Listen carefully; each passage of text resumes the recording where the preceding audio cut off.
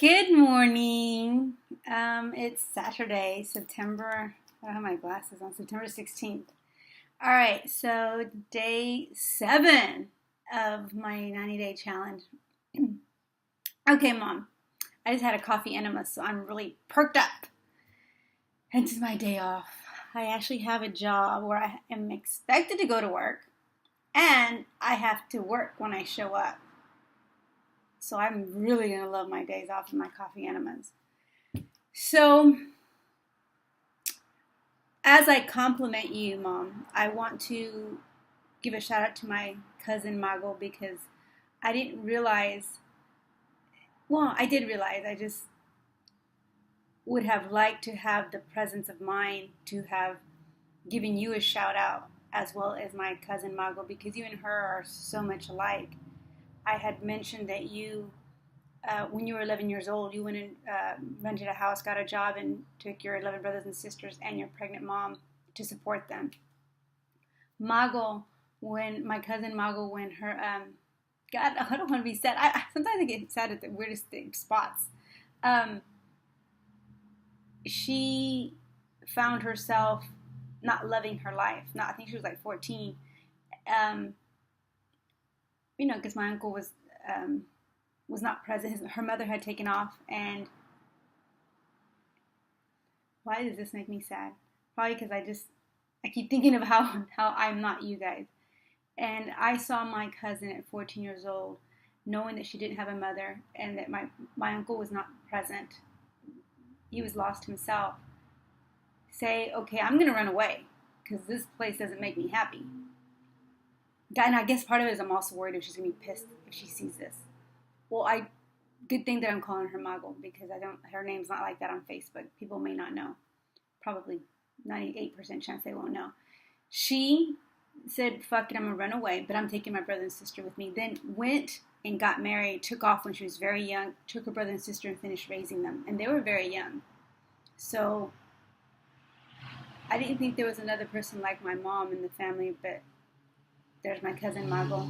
And when she found me on Facebook, I just cried.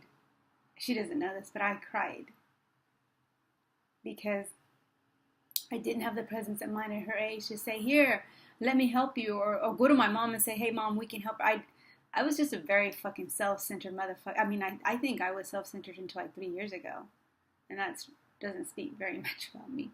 So I'm digressing. I was supposed to be talking about my mom, but in a way I am, right? My mother has someone like her, and I don't know if she ever wants to reach out to my cousin. I mean, does she even realize, unless I make this video, that I was a lot like her? But what I wanted to compliment my mom on is I wanted to compliment her. I wrote it down. Okay. My mother was forced to raise her brothers and sisters. And she did it. I know that I would be like my Aunt Aurora. When my mom left home because she was pregnant, she had to leave, and what would the neighbors say? So let's get rid of the evidence, get rid of the pregnant girl, because what are people going to say? The next in line in the family to take care of all the rest of the kids was my Aunt Aurora. My Aunt Aurora said, fuck that, and took off. That would have been me. That would have been me. Now, why I mention that, because we already talked about how strong my mom is, and it just continues, a story after story for 90 days of anecdotes that speak volumes about my mom's strength. But what I want to channel in on is that she was forced to raise her kids, her brother and sisters, and then she had me, and she could have very easily said, well, I was forced to take care of my brothers and sisters. You got to do the same shit. Now, I'm not saying that I never had to take care of my brothers and sisters when I was very young. And I was very bitter about that for many years, until I realized, really, you really didn't have to do it that often. I mean, you did have to do it, but there was always like an apology in my mom's voice when she would go to work, when she would come back. And you could tell she felt so guilty. See, I have that memory of my mom not wanting to do that. And I have memories of my mom working 3 jobs so that she could pay a babysitter so that I wouldn't have to be responsible for my brother and sister, because in her mind, she knew that you're not, well, legally you're not supposed to do that, but let's get that legal out of the way. She didn't want that for me. And I wanted to tell her, God, I hate fucking crying all the time. These things just bring up a lot of sad memories of how strong you are. Make me feel guilty. And anyways, it's almost like falling in love again with your mother. Like, you know, when you repeat your vows after 25 years and you have to think of all the good things they've done and where you're going, how you're going to go forward with this. Well, this is a lot like that. It's like every story makes me love my mother deeper and deeper because I'm forced to see it. And it's one thing to see it and just go on with it, but to have to talk about it is different. It's like falling in love with my mother all over again, like a baby does.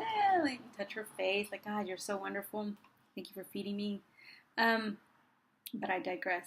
So I have memories of my mother feeling bad, and memories of my mother working an extra job to make sure that she could pay for a babysitter so that I could be a kid. And I remember speaking on the phone to other people like, no, I don't want her to do what I've had to do. And this is, in life we have people who, for example, I'm going to give you another example. People who experience domestic violence as a kid, and when they grow up, they have a choice. Well, my mom beat the shit out of me, or my dad beat the shit out of me, so I'm going to beat the shit out of you. That's one way you can go. Or like, my mom and dad beat the shit out of me, so I'm not going to do that to you. That's the path my mom chose. And people pay lots of therapy to get to that point. To get to the point where I'm going to choose the path that's better, more enlightened and reasonable and healthy, a healthier choice. My mom chose a healthier choice with no one telling her that that's the right choice. And that speaks volumes of your intelligence, emotional intelligence.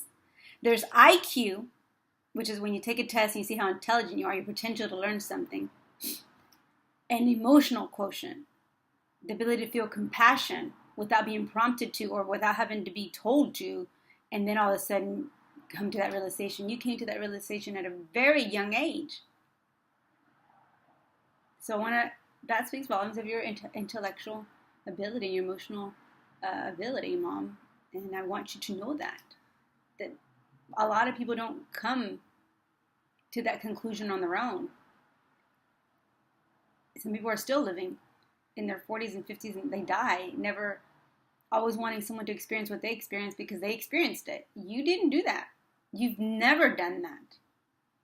I remember we were living, I think, in Holdenville, Oklahoma, and I remember that we really didn't have a place, we were about to be kicked out. You still walked me, my brother and sister, and I was 8 years old, so that I wouldn't have to take care of them. We're about to be homeless, but you found a place for us, so to take care of us 3. Keep in mind that by Mexican standards, at that time, I was old enough to take care of my brother and sister, but you didn't want me to. You went and found a babysitter, and we didn't have a lot of money. You were uneducated. You were immigrant. We were immigrant. Unschooled. But you didn't want that from me. All right. Thank you, Mom. I had to write this down. All right. Let's see if I can see it last year. Okay. So, fast forward to my sister having her kid. Now, it takes a village to raise a child.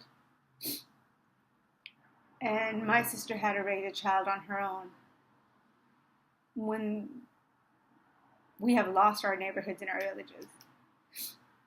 And I wasn't very helpful because I wasn't there. I know I would have helped her if I was there, but she didn't have me there because I had left home. So she basically had my mom, but her village is gone. And now that I'm raising my nephew, and I'm not even raising him anymore because it's almost over, but just the year and a half that I had to do that, it without a village, no neighbors to say, hey, I saw your kid here, or I fed your kid because you weren't home, none of that. And my kid can walk and talk and speak for himself, the kid I have now, my nephew. And my sister had to do that without a village, without the support of her village. I just want to say that it didn't go unnoticed, and that Alex, I think because you always say you don't have any accomplishments. Alex is an accomplishment. Alex is, yeah, he pisses me the fuck off sometimes, but most of the time he's teaching me about me. You've done a great job, and you did it without that village, and so this is one of your assets, sister. And I wanted to bring it to your attention. All right. I wrote Elijah, me, mom together. So, oh my God, I can't read my handwriting. Need mom together. So, all right. Let me see. Elijah. I may have to not do one today because I can't read my handwriting. I guess in many ways. Oh, I think I know what I wanted to say. I'm pretty sure this is what I wanted to say about Elijah. Elijah is my nephew, and along the years, I've tried to be there as much as I can, but I wasn't really allowed to. We haven't really been a part of Elijah's life, not because we don't want to, because his family is very different from ours, and his mother doesn't really care for us. Now, Elijah's living much the same way that my mother was raised, where he's being forced to take care of his brother and sister. But what I just realized as I said it, and kind of had a hint of it earlier when I was thinking about what I was going to say, is when my aunt was next in line to take care of all her brothers and sisters, she just ran off. She said, fuck that, I'm not going to do that. So when I say forced, it really isn't forced. Just like my mom really wasn't forced to take care of my brother and sister. Maybe when she was under 11, but she could have ran away after that. At some level, both my nephew, my cousin, and Elijah, they can take off. I know now that they choose to stay. Because they can leave. My nephew can leave. He's about to be 18. He doesn't have to help his brothers and sisters, and the mama keeps having babies. He doesn't have to do that. He stays because he wants to. Because he cares deeply about the people that will be affected if they leave. This is my cousin Mago, my mom, and Elijah. It is now, in this very moment, that I realize that they care about something more than themselves. Yeah. All right. Wow, this is supposed to be light today. I thought it was going to be easy. Every time I get into this, I think it's going to be easy. All right. What the fuck? 14 minutes, I got to go. Bye.